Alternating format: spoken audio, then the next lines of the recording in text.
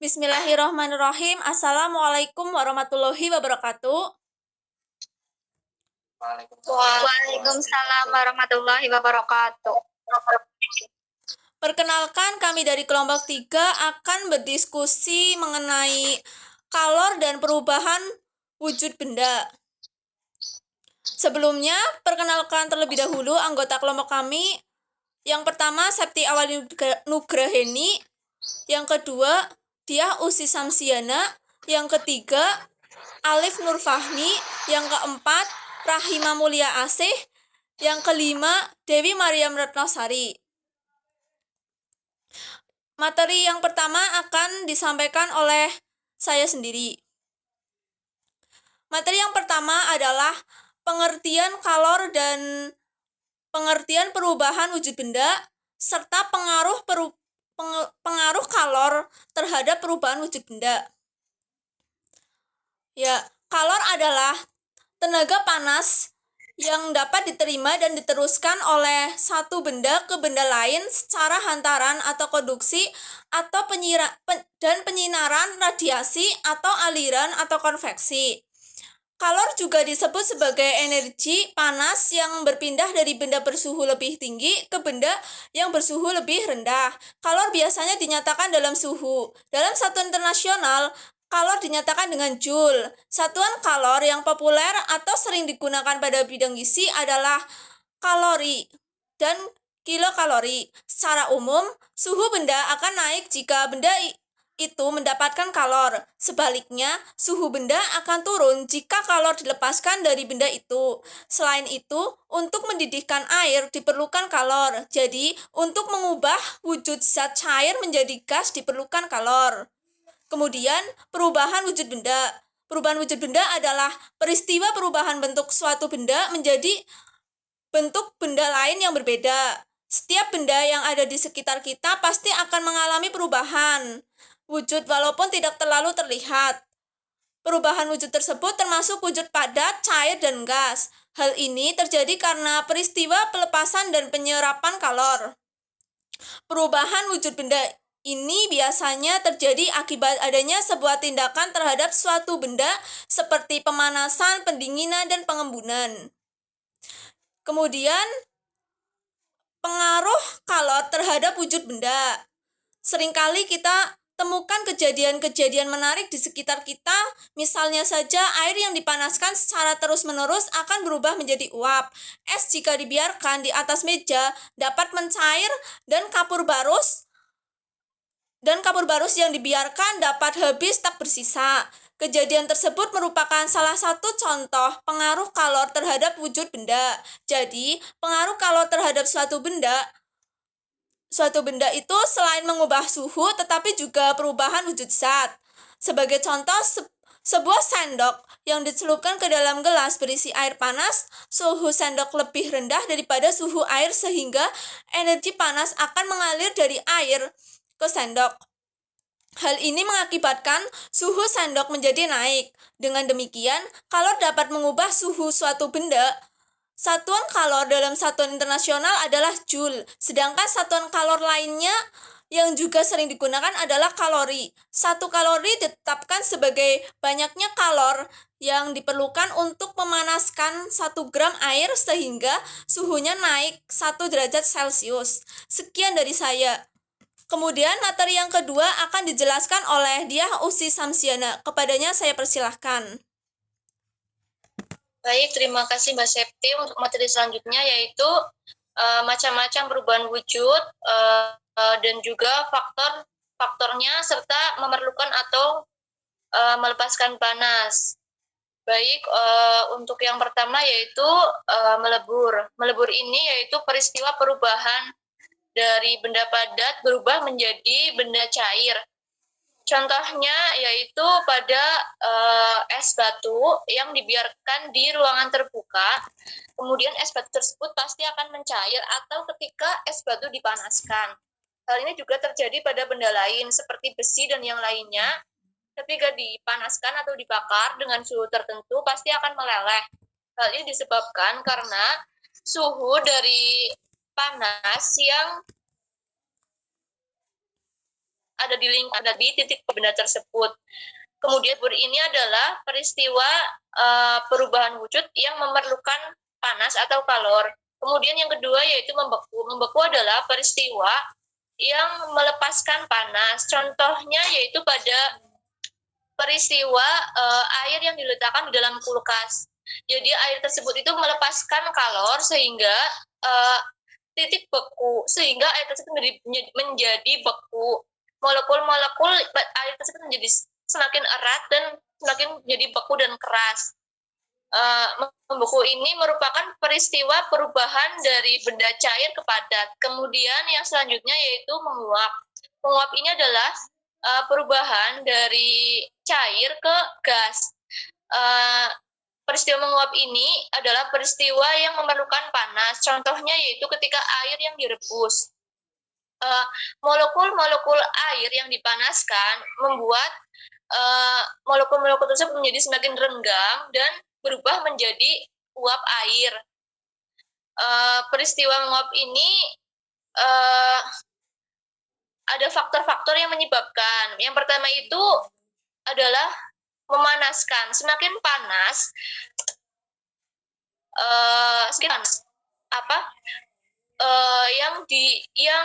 yang dibutuhkan semakin panas untuk memanaskan, semakin panas api memanaskan air, maka akan semakin banyak uap air yang muncul. Kemudian yang kedua yaitu memperluas permukaan. Air panas yang diletakkan di dalam gelas akan lebih lama menguap dibandingkan dengan dengan air yang ada di air panas yang diletakkan di dalam piring. Air panas yang diletakkan di dalam piring, uap air akan cepat untuk menguap. Kemudian yang ketiga yaitu meniup udara di atas permukaannya. Dengan meniup udara di atas permukaan, maka uap yang ada di dalam benda tersebut akan semakin cepat untuk keluar. Kemudian yang keempat yaitu menyemburkannya. Dengan menyemburkannya, maka uap air yang ada di dalamnya akan ikut keluar lebih cepat. Kemudian yang kelima yaitu mengurangi tekanan pada permukaannya. Dengan mengurangi tekanan pada permukaannya akan semakin longgar dan uap air akan mudah untuk keluar. Kemudian yang selanjutnya yaitu mengembun. Mengembun adalah peristiwa perubahan benda dari uap atau gas ke air. Peristiwa mengembun ini adalah peristiwa melepaskan panas atau melepaskan kalor. Peristiwa ini biasa terjadi di pagi hari atau ketika kita meletakkan es batu di dalam gelas, maka akan timbul uap air di luar gelas. Kemudian yang selanjutnya yaitu menyublim. Menyublim ini adalah perubahan wujud benda dari padat ke gas. Contohnya itu dapat kita lihat pada kapur barus, yang dimana faktor yang menyebabkan peristiwa menyublim ini adalah panas dari suhu udara di lingkungannya. Ketika kita meletakkan kapur di dalam lemari, maka molekul-molekul dari kapur ini akan semakin renggang dan berubah menjadi gas yang tercium baunya. Kemudian selanjutnya yaitu deposisi. Deposisi ini adalah peristiwa perubahan dari gas menuju ke melepaskan panas, di mana dengan melepaskan panas atau kalor, molekul-molekul yang tadinya itu uap air atau berupa gas itu akan semakin erat dan menjadi padat. Contohnya dapat kita lihat pada peristiwa salju, di mana gas air berubah menjadi salju karena suhu yang sangat dingin. Kemudian untuk materi yang selanjutnya saya serahkan kepada moderator. Terima kasih. Ya, materi yang kemudian akan disampaikan oleh Rahima Mulia Asih. Kepadanya saya persilahkan.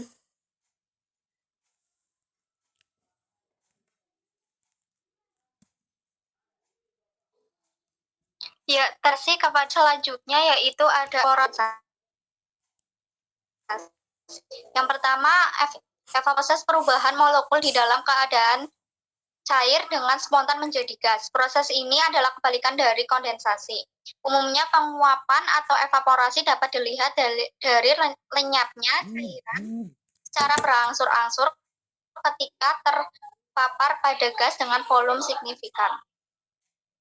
Evaporasi juga dikenal dengan istilah penguapan. Semua benda yang mengandung cair, baik berwujud zat, cair maupun gas, dapat mengalami evaporasi. Hal itu dapat terjadi karena adanya pemanasan, sehingga cairan berubah menjadi gas. Evaporasi terjadi ketika tekanan uap lebih rendah dibandingkan dengan tekanan atmosfer. Apabila kondisinya berbalik, maka uap tersebut akan kembali ke bentuk cair. Proses tersebut dinamakan kondensasi. Faktor yang mempengaruhi evaporasi antara lain yang pertama ada suhu atau temperatur, kemudian yang kedua ada tekanan uap, yang ketiga ada kecepatan angin, yang keempat udara, dan yang terakhir ada air. Lain faktor tersebut, evaporasi adalah proses perubahan wujud zat yang dipengaruhi oleh faktor tak langsung seperti ketinggian dan tempat. Jadi semakin tinggi tempat maka semakin rendah suhunya, sehingga proses terjadinya evaporasi lebih lambat. Kemudian ada juga contoh evaporasi. Yang pertama yaitu berkeringat, yang kedua hujan, yang ketiga menjemur pakaian, yang keempat merebus air, dan yang terakhir ada pembentukan garam dapur juga merupakan contoh evaporasi.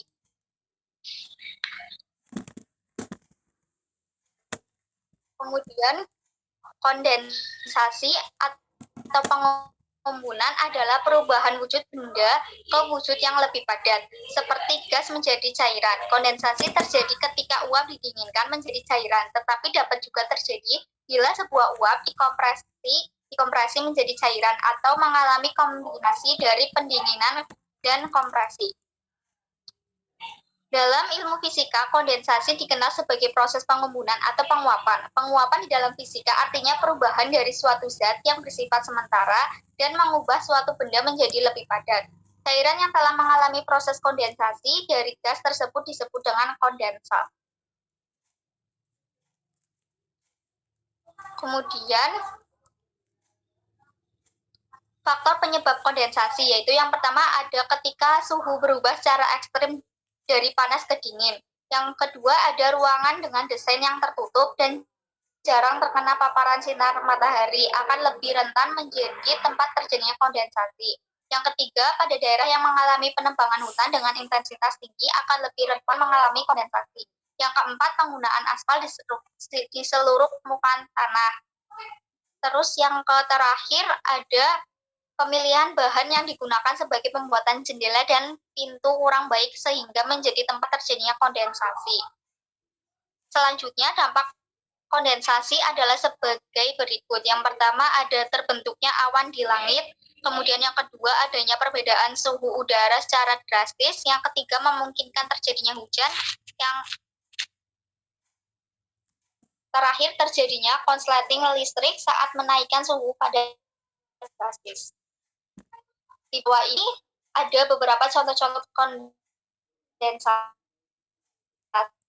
yaitu yang pertama proses kondensasi dari embun di pagi hari, daunan maupun rumput yang basah.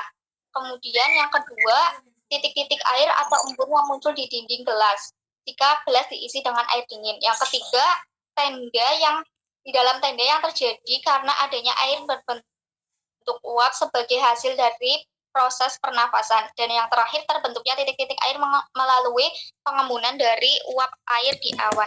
Sekian dari saya kembalikan ke... Ya, terima kasih atas penjelasan dari Rahima. Kemudian akan dilanjutkan oleh Dewi Maryam Retnosari. Mohon maaf ada kesalahan. Selanjutnya akan dijelaskan oleh Alif Nur Fahmi. Kepadanya saya persilahkan.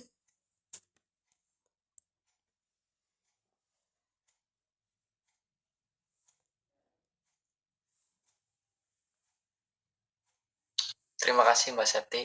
Selanjutnya, umumnya suhu akan naik pada menyerap kalor dan turun jika melepaskan kalor. Semakin lama pemanasan, artinya kalor diterima air semakin besar dan semakin tinggi. Sehingga besarnya kalor Q yang diberikan pada sebuah benda sebanding dengan kenaikan suhu, yaitu delta T dikali Q sama dengan delta T. Keterangan Q adalah kalor dan delta T adalah suhu atau Kelvin atau derajat Celcius. Sedangkan untuk menaikkan suhu yang sama, 2 kg air lebih lama atau perlu kalor yang lebih banyak dari 1 kg air. Jumlah kalori yang diserap benda untuk menaikkan suhu adalah sebanding dengan massa benda. Rumusnya yaitu Q/M. Keterangannya adalah Q sebagai kalor atau joule dan M sama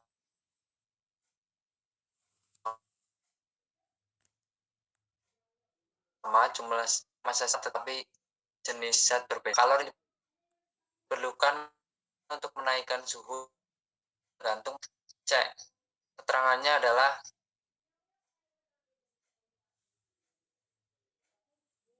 kilogram derajat Celcius. Kalor jenis adalah banyaknya kalor yang dibutuhkan oleh 1 kg zat untuk menaikkan suhu sebesar zat yang menaikkan suhu tersebut.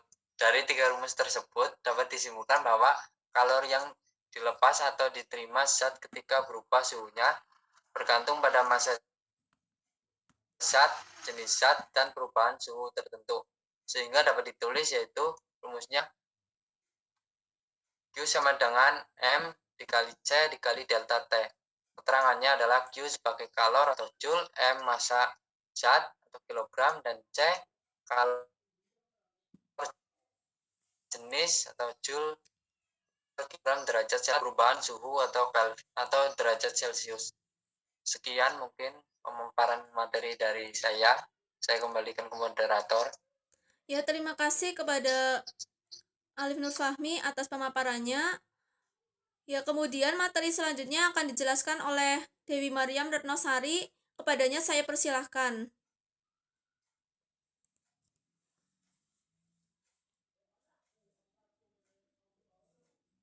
Ya, materi selanjutnya yaitu mengenai titik didih zat cair dipengaruhi oleh tekanan lingkungan. Cair yang mendidih. Titik didih zat cair dicapai jika suatu larutan sudah mendidih. Mendidih merupakan seluruh cairan.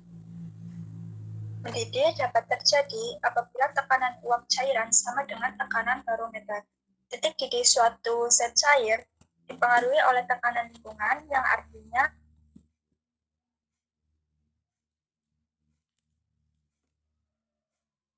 didih zat tersebut. Suatu zat akan dikira tekanan uapnya sama dengan tekanan sekitar. Cara untuk menyamakan tekanan uap zat dengan tekanan sekitar adalah dengan memberikan energi atau kalor pada zat tersebut. Kemudian sebaliknya, apabila semakin kecil tekanan sekitar, maka semakin kecil pula titik didih zat cair tersebut.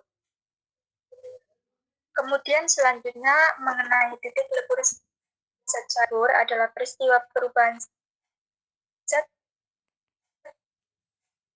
padat menjadi zat cair. Fase padat dan cair sama-sama berada pada kesetimbangan. Misalnya es dalam sirup lama-lama berubah menjadi air. Pengaruh ikatan hidrogen terhadap titik lebur tidak terlalu besar karena pada wujud padat, jarak antar molekul cukup berdekatan. Yang paling berperan terhadap titik lebur adalah berat molekul zat dan bentuk simetris molekul.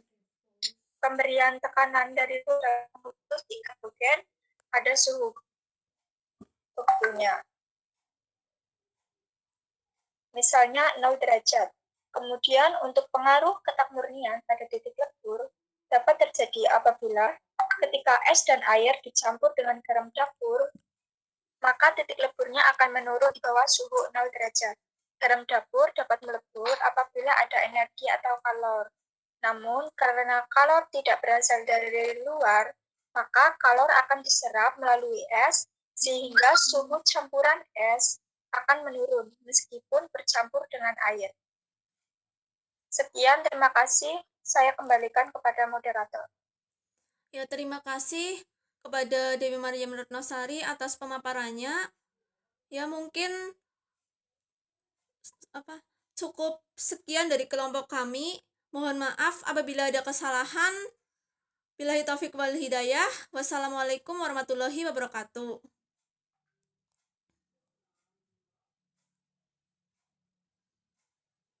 Waalaikumsalam warahmatullahi Waalaikumsalam. wabarakatuh.